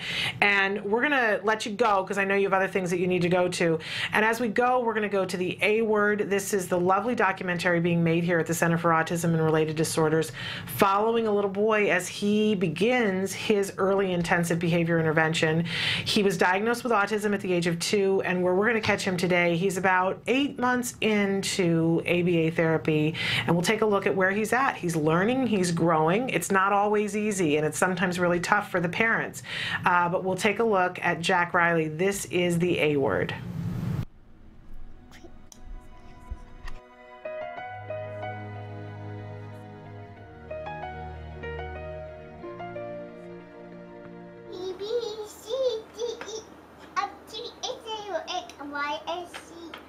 We skipped a few in the middle, didn't we, love? Jack Riley likes to watch videos about the ABCs, or the ABBCs, as he likes to say. He kept throwing a fit and misbehaving when he wasn't getting what he wanted. We finally decided it was time to turn off the computer. And of course we did that without warning him. He threw one of the biggest tantrums I've ever seen from him, because he's used to getting his way now, because now that he can say it, we're supposed to reward him. But now he's testing us. While we are 100% ABA advocates and we believe it is working on our son, there is a little fallout in reinforcing these requests that he doesn't quite understand now that he doesn't get everything he wants. Bye-bye! This is completely typical. When requesting isn't something that happens naturally with your child, you want to create as many opportunities to practice the skill. So you reinforce each time they request, because it will increase the frequency they demand. Once the requests are at a rate you want, then you should begin to fade the frequency of reinforcement and teach new advanced skills, such as having the child wait for a desired item or let them know that they must choose something else. These are all life skills. Not every desire will be met, but you are more likely to get what you want if you communicate your wants appropriately. You want some applesauce, buddy? Yeah, why don't we put the car over here, Yeah, bud? let's take the car. We're just gonna take a break. Take a break. Take a break. Do you want this? Do you want the car? Do you want more car? Settle down. Settle down. Okay, Settle do you down. want more car? Okay, and you want applesauce? Okay. All right, take another bite. One more. There you go. Nice, that was a good Okay. bite too, buddy. There you go. Good bite. All right. Yeah, I should have warned him before I took it away. We get reminded all the time. It just works so well. It does, it really and then does, You forget to yeah. do it. And Okay, 10 more seconds and bye-bye car, okay? Bye-bye car. 10 okay. Okay. Okay, let me have it. Bye-bye car. No, that's okay. Settle down. Thank you. Take two bites, please. Do you want the car? Yes. Two bites. 2 bites. Good talking. One, and then Good two. job. Good job, buddy. Good job. Good job. Good job. How has mealtime been going with you? Still the same? Still yeah, it's pretty going good? well. Yeah, you know what he had last night? Did Cheryl tell you? No. We are documenting this because this bite of spaghetti that he's about to take is the first ever meal that Jack Riley has had exactly what Mommy and Daddy are having. With the exception of the cottage cheese. He would eat that too, but we're going slow. I realize it's just spaghetti, and lots of kids probably eat spaghetti, but our kid never did. Not for us, anyway. And now, he's like just a regular kid having dinner with Mom and Dad.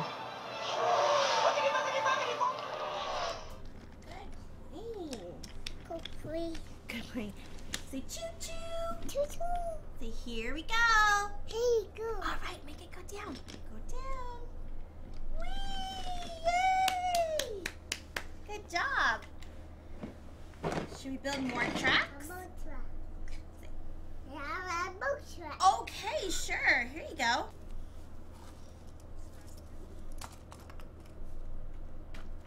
Do you want the green one or the blue one? Green. What trees? You want which one? Black. You want black? Oh, well, none of the ones I offered you. Cool.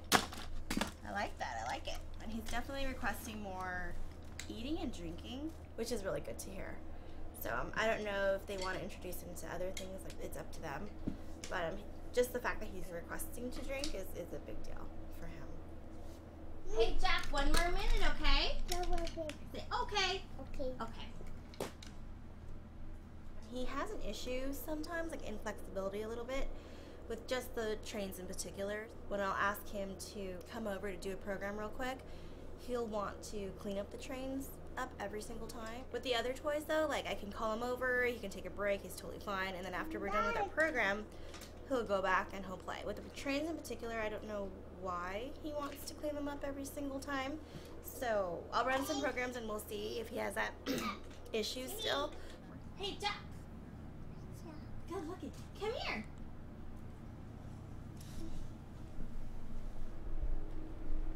Yeah! That's such good listening. Good job, mister. What is this?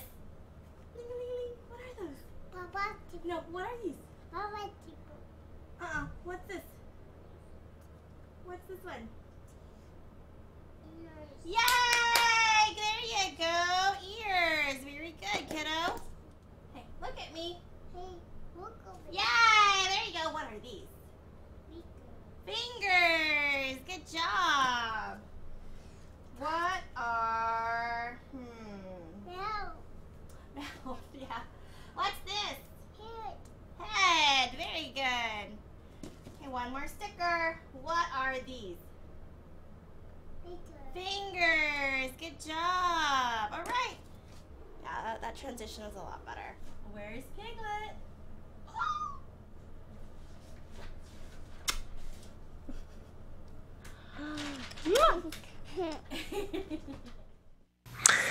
That is the A word, and you can catch this entire series by going to their YouTube page, and I encourage you to, because you will get to really see the arc of ABA, that it is sometimes difficult, and you get to a place where things stop a little bit and you have to readjust and then keep going. I always love the example people talk about when a plane takes off. Let's say a plane is going to fly from New York to Los Angeles.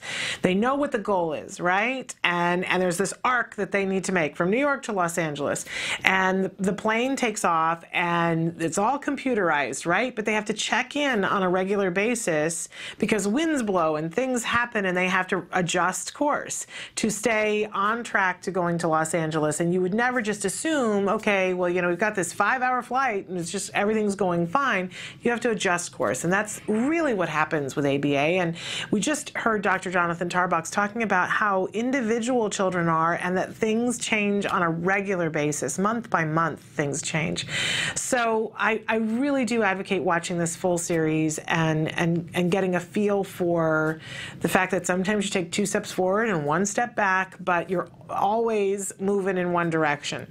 And I wanted to point out just there at the end, when you see her sitting there with him and he's tired, he's even yawning, right?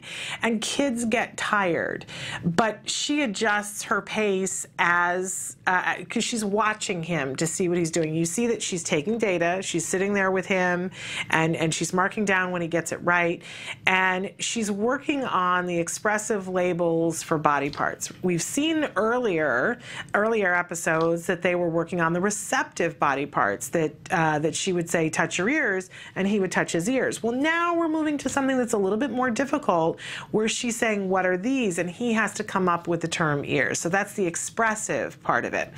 And, you know, they've worked on matching, they've worked on all kinds of different things, but now we're in the expressive portion of it. And sometimes it's hard. You know, sometimes our kids have to be prompted, but he is learning. What I wanted to point out, though, was how you see how almost addictive it becomes for the kids to get that social praise. She's going to give him, after he does like 10 trials of it, she's going to give him a reward that they're going to go play trains, or, you know, she does the little thing with the piglet on his head, and he's loving it and interacting with her, which, again, you know, that's his break, but it's really working on social interaction too, and having him find that rewarding. But you see that at one point, you know, she's saying to him, you know, what's this? And he does the ears. What are these? These are fingers. And she says, let me see. She's got to think for a second. It's not her most brilliant moment, because usually we don't want there to be a big, long pause. But, you know, you're human. You're not machines. And so she looks at it and she goes, oh, let's see what's next. And he says, mouth, you know, and he's pointing to it and saying it, because he gets the drill. And he wants to comply. He understands what's going on, and he wants to get to the good part, which is the praise. Well, that's when you know you're doing it right. We heard Dr. Tarbox saying before that, you know, sometimes doing therapy, and it's a chunk of your child's day, but if you have a good ABA therapist, it's your child enjoying it. Yeah, they're going to get frustrated sometimes. It's not always going to be hearts, flowers, and roses, because we're always, you know, stretching them out like the pizza dough, making them work a little bit harder each and every time. But the overriding thing is that they really enjoy it, that they're having a good time. And you see that clearly, Jonathan, that this child, I was talking about Dr. Jonathan Tarbox before, that this child, Jack Riley, absolutely loves his time with this young woman, that he's enjoying learning, he's enjoying the social interaction of it. For the most part, he's having a very good time. And even when he doesn't have a good time, he's allowed to express himself and to feel his feelings, and he gets them labeled for him, so that it's never, oh, I hope that person never comes back. And that's really key to being successful with ABA. So I encourage you to watch across the entire span of these episodes. You can watch from when he was being evaluated to now. He's had his 4th birthday. He's been potty trained. He's starting to go to preschool. It's amazing. All right. We're going to take a short break and come back with our stress tip for the week. Stick with us.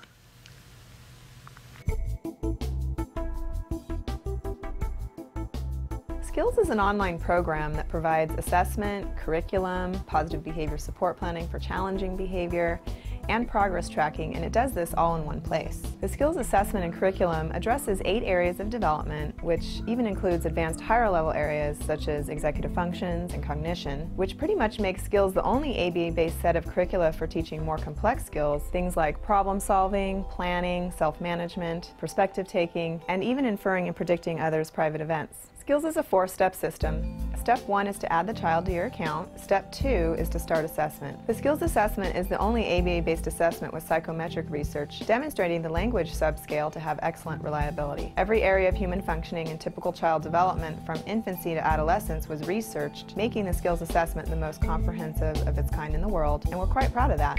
Skills is easy to use. Simply click Start Assessment and begin answering questions. Or simply type in a keyword, find specific activities to assess, and add activities to treatment. Step 3. Choose activities. Once you've completed the assessment, Skills selects from a pool of 4,000 activities categorized by age, level, and skill type to provide you with exactly those activities each child needs. Start by choosing a curriculum, then a lesson, and finally an activity. Click the information icon to view prerequisites, ages in which targets develop, examples, and IEP goals. Click the video icon to watch a short video. Once you've identified an activity you want to teach, adding activities to treatment is a snap. Step 4. Start treatment. Here you can access customizable activity lesson details, add your own customized targets and exemplars, and edit an activity status such as introducing or mastering it. You can even print handouts such as worksheets, tracking forms, visual aids, and other materials. Skills also offers multiple progress charts mapping curriculum progress, lesson progress, and cumulative number of activities and targets mastered over time. The Skills language curriculum is categorized by verbal behavior type so that users can identify progress for verbal operants, such as echoics, mans, tax, and interverbals.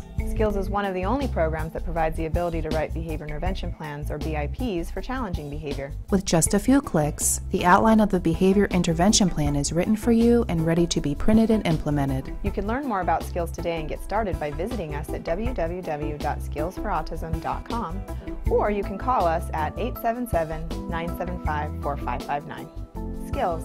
Progress starts here.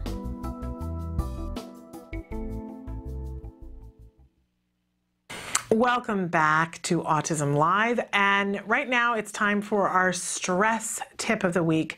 We've been talking about how easy it is to be overwhelmed and taking things a little bit at a time, and today I wanted to talk a little bit about the difference between acceptance and contentment. That's what I want to say, acceptance and contentment, because I can remember when my son was probably 3, just about to start ABA. He had been diagnosed about 6 months before, and I will be honest with you that there were a couple of different days that I said to friends, I don't know whose life this is. This wasn't on my agenda. This wasn't the life that I had anticipated, and I don't know what to do with this. I understand, and I had moved out of the denial phase and said, I understand that my child has autism, but I don't know how to be on the square where I'm working really hard and still in acceptance. And somebody talked to me about the difference between acceptance and contentment, that we can accept the way things are, and that it's really important to, because when we say, okay, this is how things are right now, we forgive ourselves and we forgive everybody else around us and say, this is what's going on, right? That's really being out of denial. But we don't have to be satisfied that that's all that ever will be. So we can be in acceptance, but we don't have to be in contentment. We can know that we have a plan and that we want to help our children to progress as far as they can. And with all of our children, we know that that's different, right? And there is a huge moment of acceptance of saying, I don't know where this is going to end up. I don't know how far we're going to get. That was so hard for me in the beginning, and you guys can write it and tell me in terms of for you if that's hard or not. I've said before that when we got that diagnosis, it was as though my dream board got wiped clean, not permanently, but that the things that went back on the dream board had to be earned. I had a preconceived notion that my child was just going to talk, that that's just what kids do, and that it wasn't going to be something that was going to be this huge miracle in my life when my child spoke. And that was a hard day to say, okay, I don't know if this is a done deal. But I will tell you that the flip of that is that when things happened and he did make progress, I had the opportunity, literally the opportunity, to recognize them for the miracles that they were, which changed the way I looked at the world forever. So that's being in acceptance, not being content with it, right? Saying, I'm not going to give up. We're not done. We're never going to be done. And I'm so grateful that somebody explained the difference between the two to me, because if we can be in acceptance and not be railing against what is, it reduces the stress. And we know that everything is what it's supposed to be today. That doesn't mean that that's what it is forever. And that's the most empowering thing, to realize, okay, my child has autism, but I have tools available to me. And I want you to know that that's the truth. You do. that some people have access to more tools and some people have access to tools more readily. That's true too. But you all have access to tools right now, not the least of which, I mean, we're here and this is free. So if you have access to nothing else, use and abuse this show, write in and, you know, ask everyone who comes in the questions, the kinds of questions you were asking Dr. Jonathan Tarbox this morning. There are communities of people who want to help you on this journey. So we don't have to be in contentment with the way things are. We're going to keep growing ourselves, keep growing our children, but we do want to have that acceptance of, okay, my life is different than I thought it was going to be. My life is different than my next door neighbor's. Which is not to say that they don't have their own things to deal with, right? That we may or may not know. But this is different than what we planned. We've read it before on the show, the whole thing about the trip to Holland. A mom who wrote about how we have these expectations that we think we're going to France. We got the baby coming and we think we're going to France. We bought the manuals to it, so excited to be in France. And then the plane lands and says, welcome to Holland. And it takes a while. It takes a little while to realize that while Holland is not France and never will be, that there are some amazing things in Holland. You can find that on the internet, by the way. It's called Welcome to Holland. And great thing for any parent of any child with different capabilities to read and understand that it does take a while to get your head around. But once you do, you can move into the making progress without the stress, without the anger, without the frustration. Really important to help us to be more efficient and more effective and have less stress, which is so important on this journey. All right, we are going to take a break. When we come back, we are talking about an ABA basic lesson that goes hand in hand with some of the things that Dr. Jonathan Tarbox was talking about. It's the 4 usual suspects. So stick with us.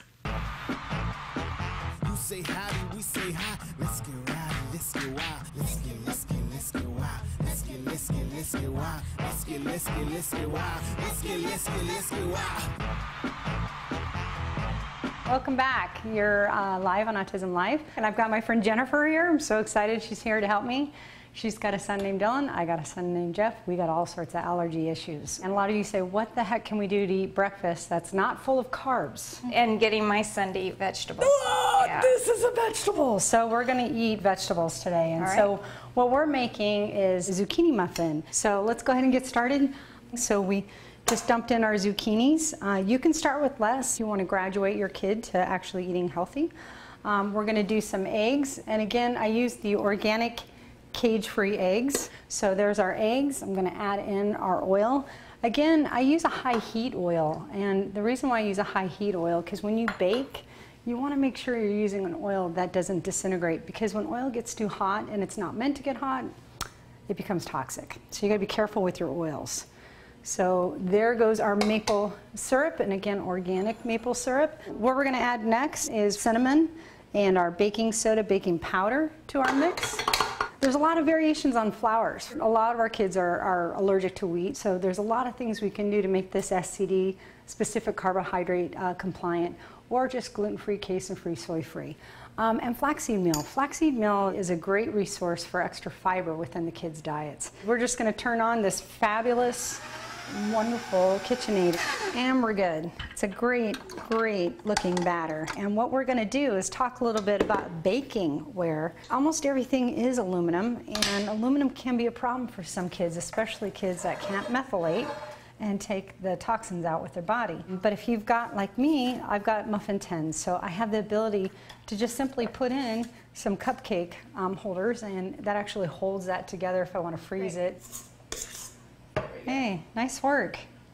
Those look good, but wait till you see them when they're done. All right. So go ahead and pull them out. Here are the fabulous muffins. Now, if you've got a sensory kid that doesn't like vegetables, I can already ice by the zucchini. Remember what I told you earlier. Dissolve that simply by peeling off the green layer, and then it will cook literally translucent. Such a nice golden brown. I love how the texture is. We know that the breakfast can be a challenge. This makes that process a whole lot easier for you and your family. I really appreciate all the feedback. We definitely want to hear from you for our next segment. If you'd like us to cook something or maybe make an old favorite and that's allergy-free, we can do that here on Autism Live. So give us your feedback. You can email us at autismlive@gmail.com. We also have a Facebook page like everybody, facebook.com/autismlive. And also you can reach Taka on the Taka website at Taka Now. We'll see you again soon. Thanks for joining us on Autism Live.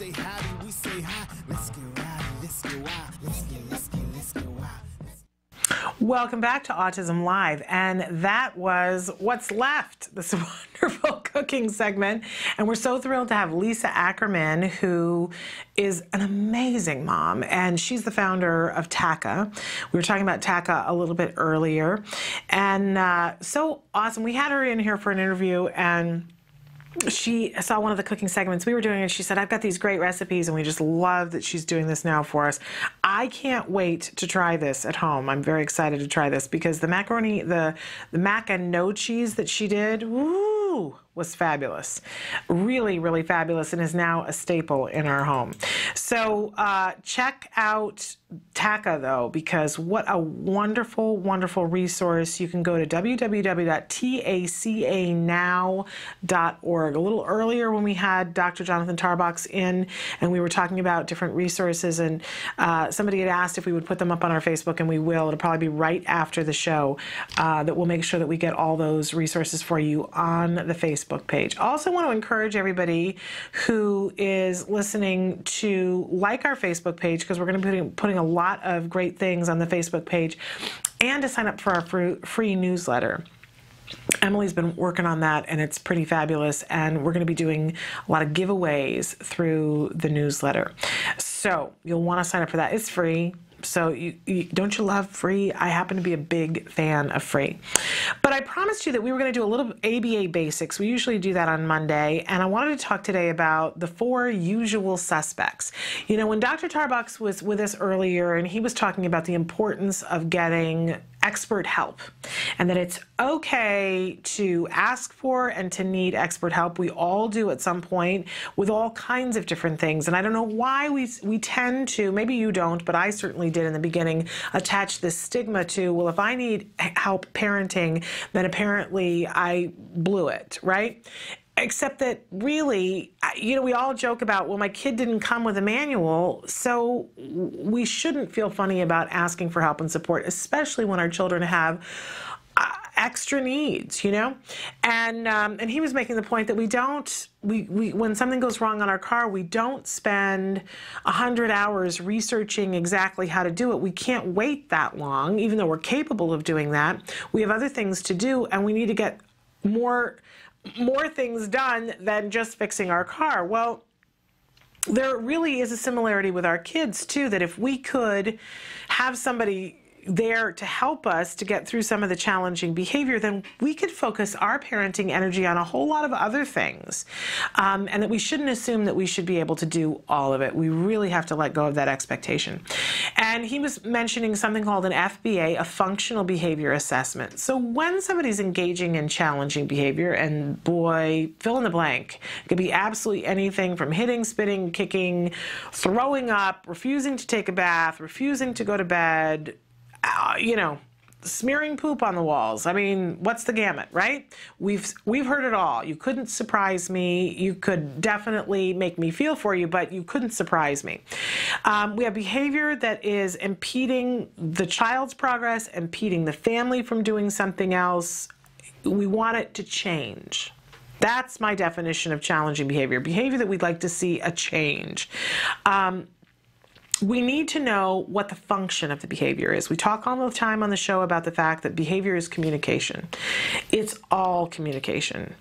And it's easy to get wrapped up in the emotionality of, why is my child doing this? But the truth is that it's a pretty decent question to ask yourself. Why are they doing? What's the paycheck? What's the function of this individual behavior? And once we know the function of the behavior, then we can institute a behavior intervention plan that will change that behavior. And we know that we can. Research has shown that this is very effective. But Dr. Tarbox was mentioning that you got to make sure you have the right function of the behavior, and really you need an expert to do that. Somebody who hopefully is a board-certified behavior analyst who has experience with challenging behavior with autism. Remember that everybody who's a board-certified behavior analyst does not deal with autism. That a great many people deal with behavior analysis for corporations or you know, sports or other things. So you really want to make sure that you're dealing with somebody who has experience with autism when you get a BCBA. But they will come in and they will look at the behavior and do an FBA, a functional behavior assessment, to arrive at usually one of four things. So what are the four usual suspects? And Dr. Tarbox brought up one of them, which is attention. That, in fact, it's the one that it's most likely going to be. Statistically, attention is one of the biggest reasons why anyone engages in challenging behavior. And it's not just our kids on the spectrum, it's all kids and even adults. If you stop and think about people that you know in your life, and I'm sure that as I say this, you can identify somebody in your life that is doing things that you wish they wouldn't because they want attention. And as I always say, and if you think that adults don't do it, all you have to do is pick up a tabloid, and on the front page there's somebody engaging in a behavior that probably is driven by attention. Really important that we know if something is attention driven, because how we interact with a child as a consequence when they've engaged in that challenging behavior could be making it worse. And he gave a couple of examples that if a child is doing something because they want attention and we give them the timeout and we sit there and then we talk to them while they're on the stair doing timeout, then we're giving them the attention. It's so easy to see when it's somebody else, but when you're in it, I can attest to the fact that it makes sense. You're talking to them and saying, I just need you to sit there and I need you to behave, and da-da-da-da. And you might as well be handing them $10 bills, because what they wanted was your attention. And we certainly don't want to set up a circumstance where we're saying to our child, all you need to do to get your my attention is throw yourself on the floor or kick your sister or fling food or bite me, or, you know, we really want to make sure that we're giving attention for the right kinds of things. And he was saying, catch them doing something good and give them attention for that. So really important that we know when it's attention, if they've engaged in the challenging behavior, we're not going to ignore the child, but we're going to ignore the behavior. So if, for instance, you know that your child is kicking for attention, maybe they kick the back of your seat while you're driving and they start kicking the chair, and then you turn around and say, hey, enough with the kick in the back of my seat, enough, right? And what we just did was give a paycheck. So the child's kicking the seat some more. It feels entirely wrong, but it can be very effective if it's actually for attention, that if the child starts to kick the back of our chair, we don't respond. We just don't respond. And eventually, and sometimes it takes a long while, but eventually the child will do something else to get our attention rather than kicking the chair. Now, what we would want to do as soon as possible is, as soon as they appropriately ask for attention, we would want to give it. And we would want to check in with them on a regular basis in the car before they got to kicking the chair to try to give them attention without kicking the chair. But we for sure wouldn't want to give the attention for kicking the chair. Okay? So that's usual suspect number one. Another suspect that Dr. Tarbox talked about was escape. Sometimes our kids do something to get out of doing something. So the child who bites as you're about to put them in the bathtub, and you go, ow, don't do that, and you pull the child over and you give them the talking to, and you're giving them all this attention, right? But really what you've done is postpone the clock on when they had to get in the bathtub. Think about the child who's kicking the back of the chair. Now, you might think to yourself, well, they're doing it to get my attention. But an expert might look at it and say, well, no, they're doing it to escape being bored, or they're doing it for many other reasons. So we don't want to assume, is my point. But our kids will do things to escape. Another suspect that we have is to get access to someone or something.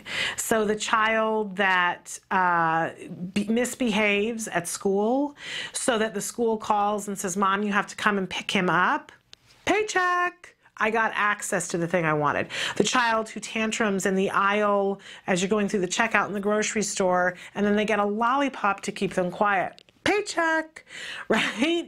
And they will behave in a way to get access to someone or something, and sometimes they're brilliant at it. The child who kicks another child so that they can get the toy that they're playing with. So there's two kids in the back seat, right? And they're sitting relatively close to each other, and one of them has the iPad, and so the other one kicks the other child. That child starts yelling, and they put the iPad down and say, "Mom, he kicked me." Boom, I got the iPad. I may only have had it for 10 seconds. It doesn't matter. It's paycheck. It worked. I'm going to keep doing it. Next time I'm going to kick her harder so I get the iPad for longer. You see what I'm saying? Sneaky, sneaky. And of course, the last one, which is the hardest one to recognize, and it's the hardest one to fix, is when something is just automatically reinforcing. There's just something about doing it that feels good. So sometimes, you know, we have kids that have tics. They'll pull on themselves. They'll bite something because it feels good to them. They'll bite somebody else because it feels good to them. They'll hit their head against the wall because it relieves the headache that they've got just for a split second, but it does. It relieves it for that split second. Dr. Graham-Pichet was talking about last week that when it's self-injurious, they're finding more and more with the little kids that it isn't true automatic reinforcing because a lot of times it's attention driven.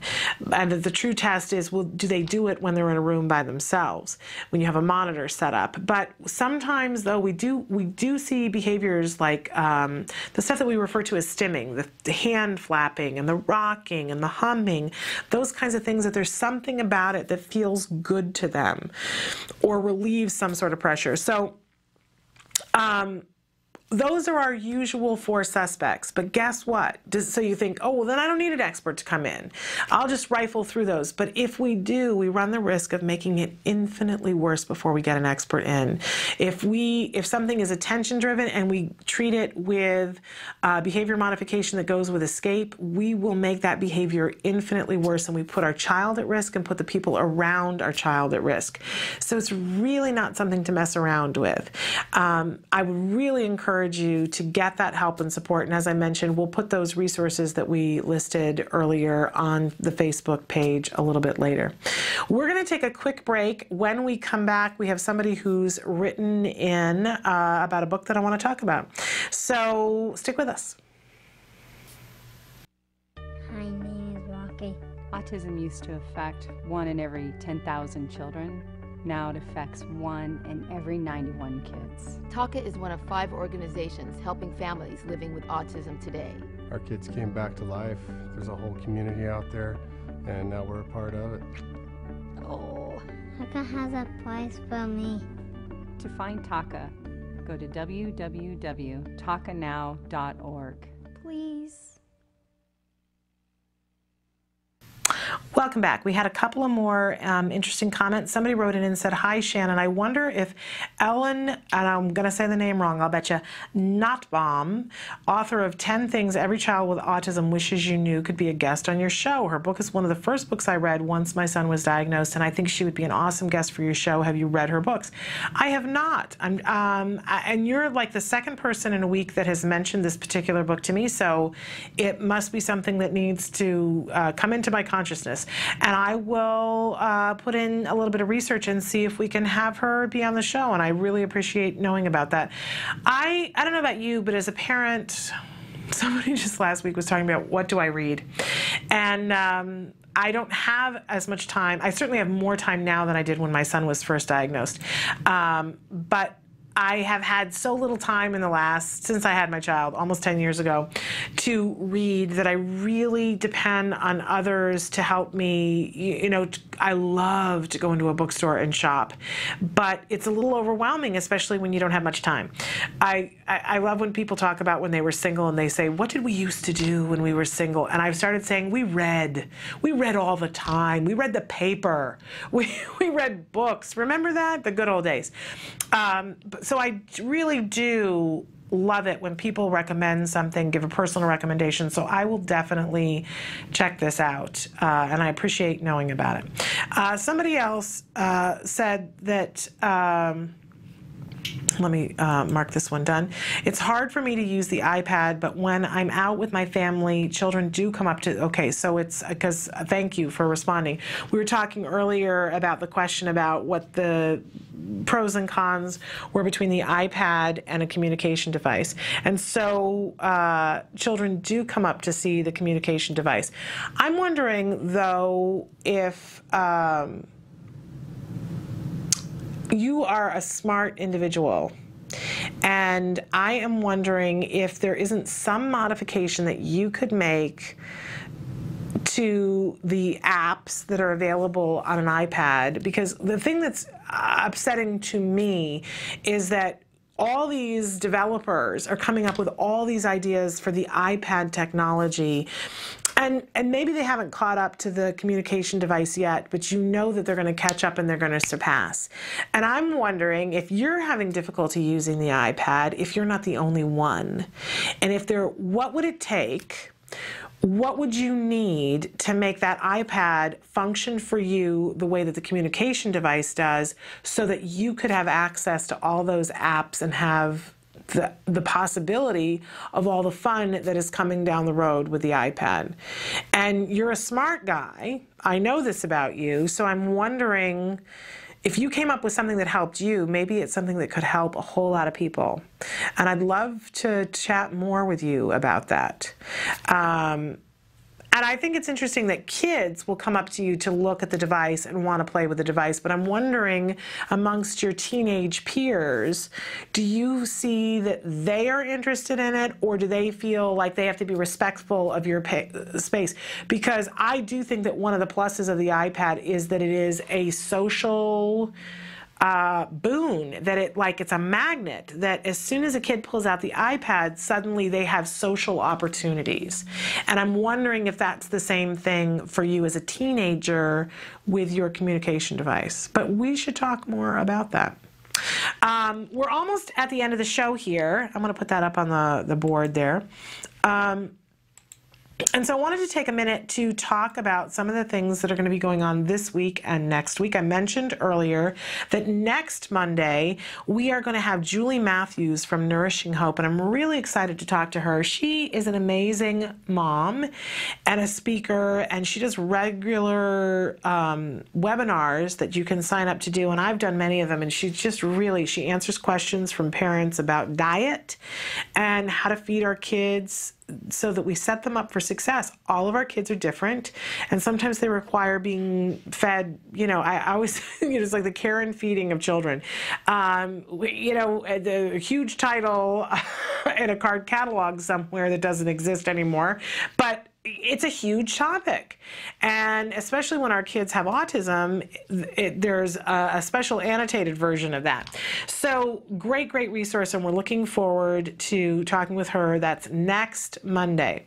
Also next Monday, Monday's a big day next week, we are going to have Ariva Martin from the Special Needs Network, and we're going to be featuring their organization all week long next week. That's the Special Needs Network, a really incredible organization helping families, especially families that face particular challenges, underserved population, economic hardship. Really amazing, some of the different things that they have going on in the Special Needs Network. So that will be Monday. Julie Matthews and Ariva Martin, a big day. This week, tomorrow, we are going to have the fabulous BCBA Evelyn Gould. We'll be doing Making Room with Evelyn, where we get an opportunity to talk about how we can bring our best selves to the table, and again, lower that stress, see the whole picture, and be able to show up for our kids. Evelyn talks a lot about, is today a yes day or is today a no day? And some days it's just a no day. You know what I'm saying? And when it is, how we cope with that, because we come to the table with our own thoughts and feelings, and we can't always put that on the back burner. I'm mixing so many metaphors here. All right, so Wednesday is Ask Dr. Doreen, a really big day. And then the second part of Wednesday, we do Let's Talk Autism with Shannon and Nancy. And Becky Estep will be with us, and she's going to be talking about a whole host of things biomedically with our children, and I think that's going to be of particular interest to all of you. And then we've got a special guest that's coming in on Thursday. We won't be joined by Angela Persicki, and I believe that we are having Dr. Adele Nadowski with us, though, on that day. And of course, we had Dr. Tarbox today, so we will not have him on Friday, but we will be arranging somebody else to be with us on Friday. So it's a big week, a big, exciting week, and we're looking forward to it. A couple of things that I want to remind you guys of. We've got more of those Temple Grandin episodes. We're taking small interviews and posting them for you. And we are available on a new app. That's exactly what it is an app that's called the Autism Speaks Network.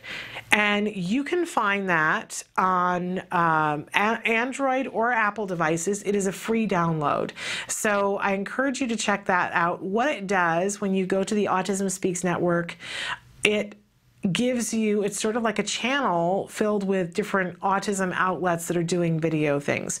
So you not only get our program, but I believe there are 6 other sister programs that are on the network as well. And I would really encourage you to check it out and see, because you might find other things that interest you as well as our show. Excuse me. And let people know. I was talking with somebody over the weekend, and they said, how is it that I didn't know about your show? Well, we spend more time creating content than marketing it, quite honestly. And so we hope that if you see something here that you like, that you will share it with others and pass the information along. Because as I said about books, that's how I find out about things, and we hope that you will share when you see something that you like here. All right, and keep those questions coming in. We absolutely love them. Emily's starting to cycle through some of the different ways that you can get a hold of us here as we wind down here. And again, I have to remind you that the only place you can watch us live, though, is autism-live.com. We are on at 1 p.m. Eastern Time here in the United States, and that is 10 a.m. Pacific Time. And of course, wherever you are throughout the country and throughout the world, do the math, because I know when daylight savings comes, it makes it different everywhere. But we hope that you take the opportunity to watch us in whatever way is comfortable for you, and that you will interact with us. Let us know what we can do to help you hook up with the answers to the questions that you have, because we're worth it, our kids are worth it, and so much can be done on this journey. As we get ready to leave, I have to share with you, it's a little off color, but we said we were going on our date. My husband and I went on a date on Saturday night, and I was saying to him, we got into the car Saturday morning to go do something, and I said, oh, you know, he was brushing off the seat for me because he'd put something on the seat. I said, oh, I believe where we're going tonight, they're going to have valet parking. Just to let him know, and my son pipes up from the background, he goes, valet farting? Just valet parking, which is not in his vocabulary, and so what he switched it to, valet farting. I would tell you, we laughed and laughed and laughed, and the image that it brought. In any case, just a funny to leave you with, the things that our kids come up with. But can I also tell you that when he was little, we talked about, oh, there's going to be a little voice from the back seat, and then for a long time there wasn't, and there is now, saying inappropriate things, and it's all good. In any case, we'll see you tomorrow. Until then, please give your kiddos a hug from me. Bye-bye for now.